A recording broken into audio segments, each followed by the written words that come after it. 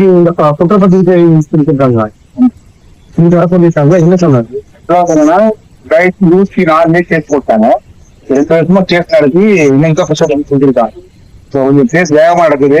Every 4 days வந்து வாயிலா போட்டிருக்காங்க. வரக்கூடிய 13 அடுத்த வாயிலா போட்டிருக்காங்க. இன்னைக்கு வந்தவங்க காட்சி கொடுத்தாங்க.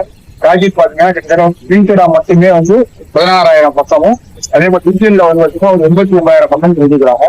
இதெல்லாம் நம்ம என்னன்னு பாத்துக்கலாம். அது நிர்வாகி எல்லாம் என்னன்னு எங்களுடைய கம்பெனியுடைய கவுண்டரான டாக்டர் எச் விஜயராகவன் அவர் தான் கம்பெனிய பொருளாதாரத்தை வரத்துல எல்லாம் சுத்தா பார்த்திருக்காரு.